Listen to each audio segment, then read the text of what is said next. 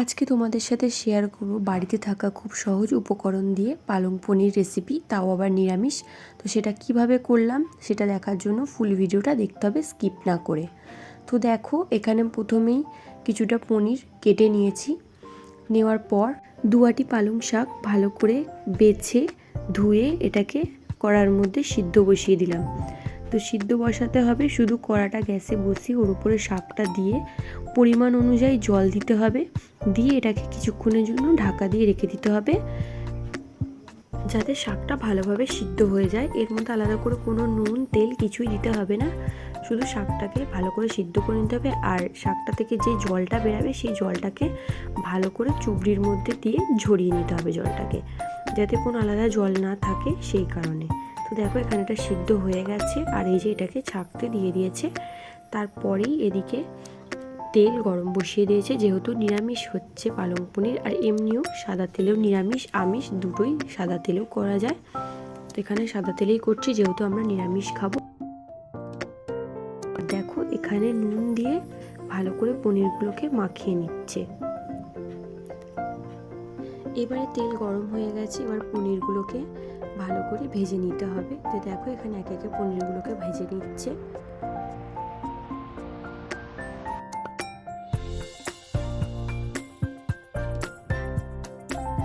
যতক্ষণ পনির ভাজা হচ্ছে, তো এদিকে দেখো 4টে বড় বড় কাঁচা লঙ্কাকে টুকরো করে মিক্সির মধ্যে দিয়ে দেওয়া হলো।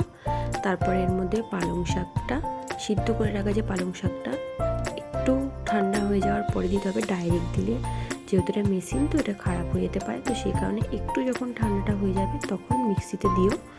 তো দেখো, এখানে কাঁচা লঙ্কা 4টে দেওয়ার পর এখানে শাকটাকেও দিয়ে দিল। তারপরে যে টমেটো কুচিগুলো ছিল সেটাকেও মিক্সির মধ্যে দিয়ে, আর দেখো এটাকে ভালো করে মিক্স করে নিতে হবে। আর এইখানে যদি তোমরা এটাকে নিরামিষ না খেয়ে আমিষ খেতে চাও, তো সেই জায়গায় তোমরা এখানে রসুন, পেঁয়াজ, আদা যা কিছু দেবে দিয়ে পেস্ট করে নেবে। তো আমরা যেহেতু নিরামিষ খাবো, তো সেই জন্য আমরা কাঁচা লঙ্কা টমেটো দিয়ে ভালো করে পেস্টটা করে নিলাম। আর এদিকে দেখো পনির ভাজাও হয়ে গেছে। তারপরে ওই তেলের মধ্যেই জিরে আর শুকনো লঙ্কা ফোড়ন দিয়ে যেই পেস্টটা তৈরি করেছিলাম সেইটা ভালো করে দিয়ে মিক্স করে নিতে হবে।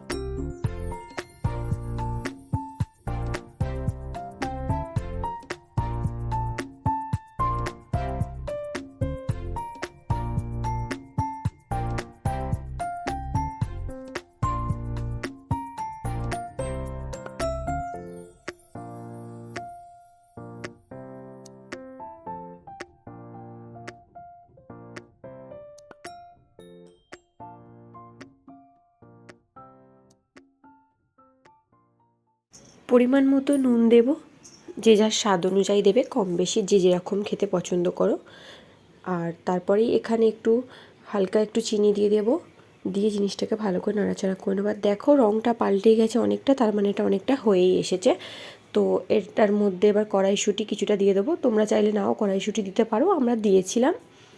দিয়ে এটাকে ভালো করে নাড়াচাড়া করে মিশিয়ে নেবো।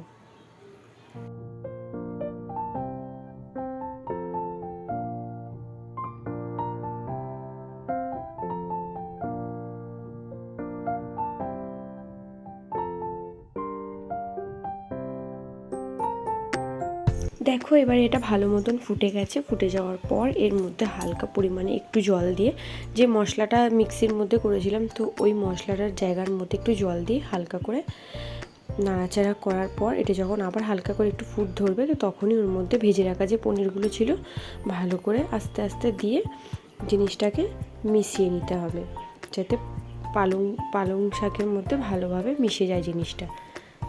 এবার যখন এটা হালকা ফুটে যাবে, কিছুক্ষণ ঢাকা দিয়ে রাখবো, হালকা ফুটে যাবে তখন এটা হয়ে যাবে।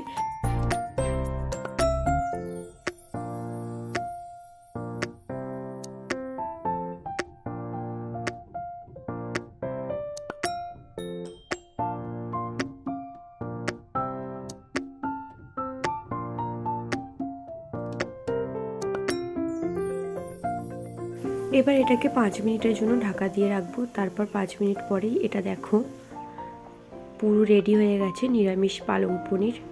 তো রেসিপিটা কেমন লাগলো অবশ্যই তোমরা কমেন্টে জানিও, লাইক করে দিও, চ্যানেলটাতে নতুন হয়ে থাকলে চ্যানেলটা সাবস্ক্রাইব করে দিও, আর ফুল ভিডিওটা এন্ড অবধি দেখতে থাকো।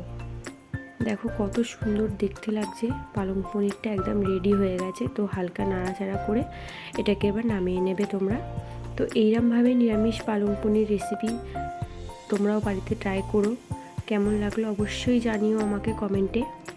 আর থ্যাঙ্কস ফর ওয়াচিং।